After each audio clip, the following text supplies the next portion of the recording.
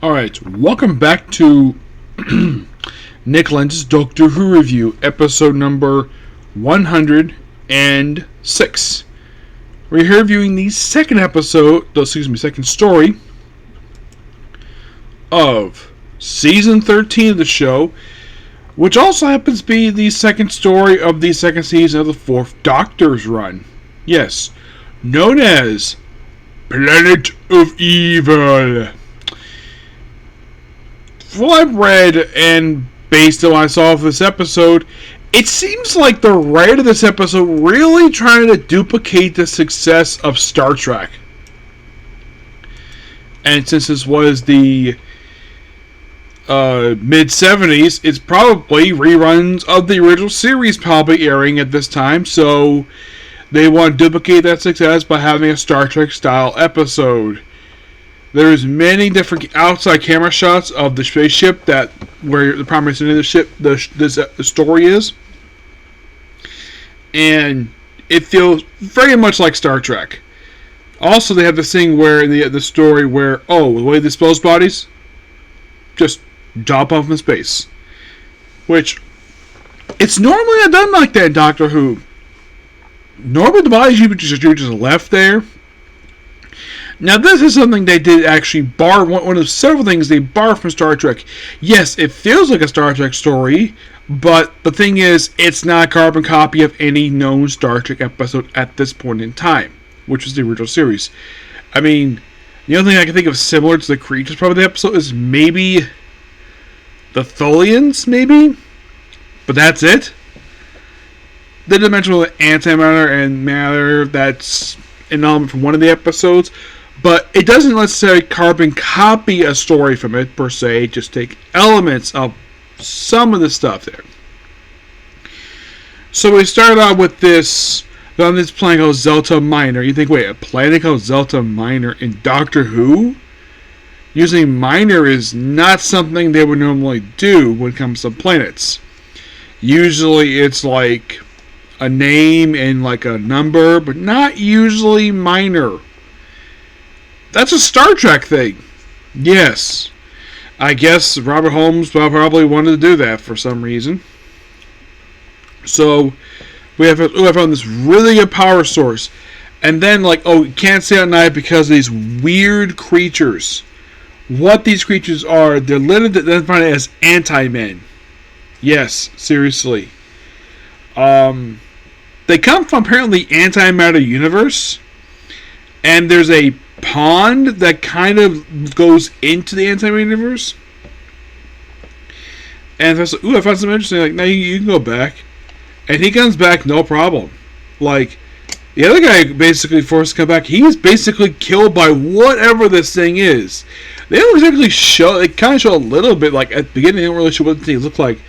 But what these anti-men look like, they're identified as anti-men in episode 4, is that they have this shape. And it's all red lines. I gotta admit, for mid-70s technology for the UK, this actually looked really good for the 70s. We never get a full exact look of what these things look like. We don't get full picture. It's just basically these things, this line, which this was very expensive. And you know, thing similar to this effect that they used in Doctor Who was in Invasion of Time, but the effect there was worse than this. So then the Doctor and Sarah are supposedly on the way back to London, because this is set after the events of Terror of the Zygons. So they want to go back to London, except that they land 30,000 years in the future. They identified the year this is actually set in. Not in the show itself, no. They identified this place in a novel called Zelta Major.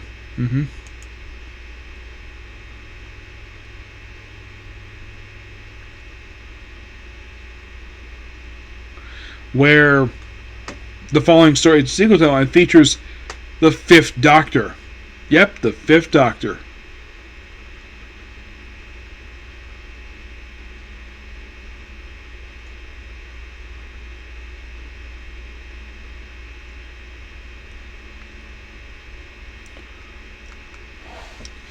Yeah. So what? Where is his planet set in? I think it was like 31 something. I think it was. Let me look here.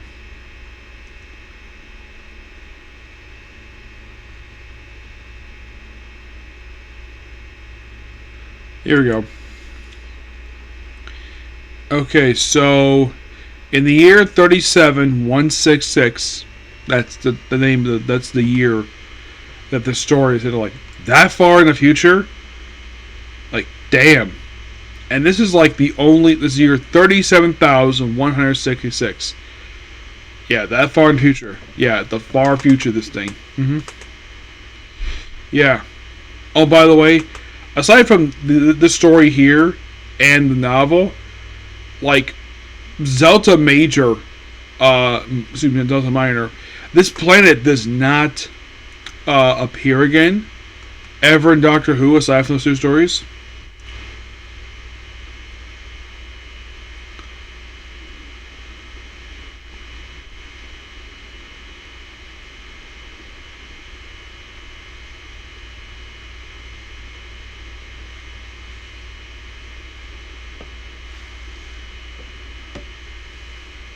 Yeah, and also the guy in charge of the crew. By the way, the professor's name's Sorensen, but the guy in charge of the ship, which the ship is the way it orbits the planet, the way it does, the way the camera sets it up, it is very much like Star Trek. The exterior of the base and the planet feels like a star base, or like some kind of base on the planet.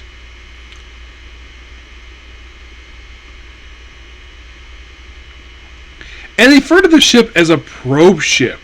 You're like, what? A probe ship? Yes, a frickin' probe ship.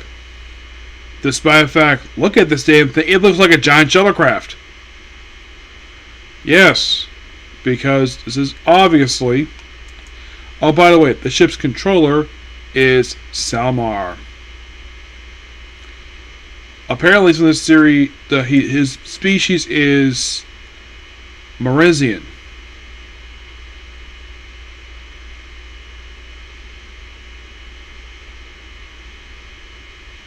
Which, get this. You're going to love this. So, apparently the people themselves do actually return after this. Yes. They actually are in one Doctor story after this. Destiny of the Daleks. Which, that is interesting. Yes, they also appeared in an audio story, Zagros, and a comic book, Blood and Ice. Yes. As the planet itself, the planet, it was mentioned, it makes first appearance in the Zelta Major novel. That's its only appearance, but at least the species here. The guy who plays in Imperius Hancock, I think he has appeared in a few other Doctor Who stories prior to this one. This actually was his third. He appeared one more time in the Rebus operation, playing this job captain. He would previously appear in two previous stories.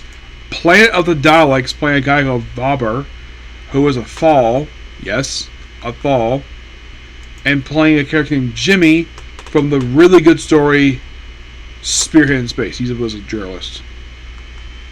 So yeah, this will end up being his third, and he'll appear, like I said, one more time after this on the show. The actor, is he still alive? No, he actually passed away just last month.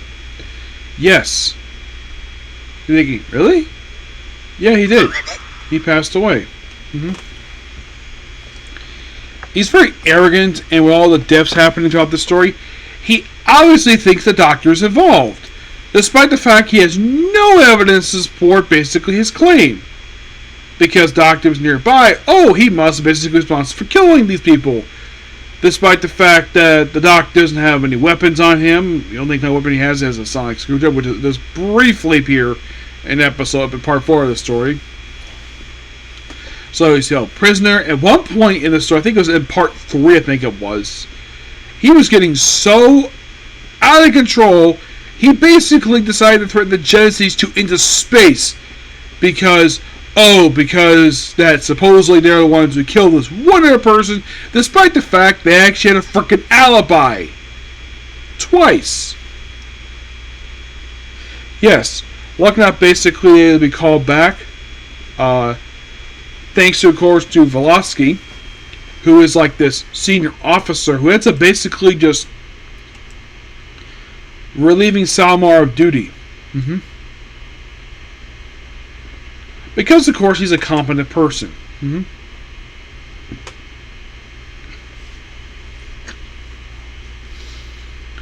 Yeah, and get this. Salmar wouldn't even scan the planet because fuel.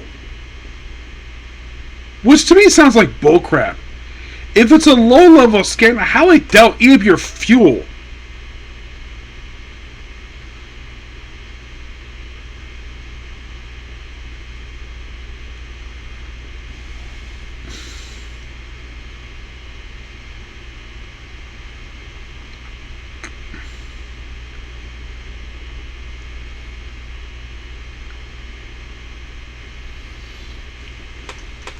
Yeah, and the fact that he was much more competent of a leader than Salmar was. Under Salmar's leadership, practically half his crew were killed. Belsky actually took some action, such as basically blaming the wrong person, like, you did it, you killed them, despite the fact Doc doesn't have a weapon on him. He is like this the whole frickin' story. There's at some point he has symptoms of competency. Like, he does agree with get rid of the antimatter stuff because that was holding his thing back. And so he thought all of it was off the ship. There was actually one container left because Sorensen took it with him to his room. Because the guy has been absorbing it like it's freaking cocaine. Yeah, he pours this vaccine in himself. And despite the fact there's these anti-men on board, he still obviously believes the doctor was involved. And Sorensen now. And then he's killed by Sorensen. So the doctor, previously, when he was on the planet before they left, that he had made contact with the anti-men, asked him what the heck they want. They didn't say anything. So apparently the doctor, well, this is like they have most of the anti-men, but not all of it. So then, of course, basically, after Sorensen goes through crazy fits before he becomes a sort of almost anti-humanity, of course, he gets basically confined. They use a break out, no problem. Of course, Doctor's able to get down to the planet, no problem. So then he's able to wrestle Sorensen and fall into this hole, which a soldier fell through. He disappeared, possibly killed. And Doctor throws the container of antimatter down there, and that solves the problem. Yep, that solves the problem. And yeah, Sorensen is restored normal. He apparently suffered from memory loss. Like, oh, I thought I found the nurse. Was like, no, you abandoned that. Basically, you use this plan coordination thing. That will be solved. You're like, okay, I'll try that. And of course, well, Valdir basically gets out to leave. Well, get some fuel. Doctor and Sarah presumably go back to London, but not really. Well, we'll talk about that when we talk about, well, the next story. We'll talk about that one. But next story for this we'll talk about here is going to be the Aztecs. Yes, a first Doctor story, which I look forward to discussing that one. But I gotta admit, aside from the Salmar basically being so incompetent as a leader, this story was quite interesting. Yes. And here's some little fun facts about the actual ship itself. Did you know the doors were actually used from Planet of the Daleks? Yeah. The spaceship doors were used for the geological exterior. Yeah, that was the Dalek spaceship. And get this. The interior of the ship was used for Ark in Space and the mutants. They're like, okay. Yeah, here's something interesting though. They actually used this set for Blake 7. Yep. Lenz was saying this, she loved this story. Because she felt basically the Doctor and her bonded with the story, despite the fact, well, fourth Doctor, despite the fact they basically went together over a year. This also be the story featuring his original outfit, the one he debuted in Robot. Yes. This is the last story to feature it.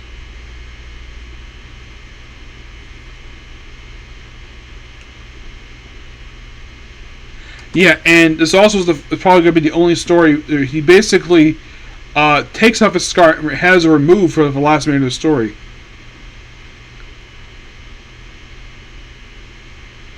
Yes. Oh, Philip Handcliffe. Yes, this is considered basically the first story of his era. Because, well, stuff for like Ark in Space, Terror Zygons. It's a fish about Barry Lenz and Terror Dicks. And apparently this was the only story written by Lewis Mark that was not a season opener. Yep. But this story, it's good. Definitely. It's just that the worst character of the whole story is Solomon. Where the guy basically is blaming the wrong person the whole time. Despite the fact there's obvious evidence to point the doctor is not responsible for this, but, well, knowing basically him, he probably didn't give a damn about that. Not really, no. But, good story. Oh, and with this particular one here, reviewing this one here, I now have approximately 8 stories left to go for the 4th Doctor. Yep. Because I have like a lot of stories left to go for 1st Doctor,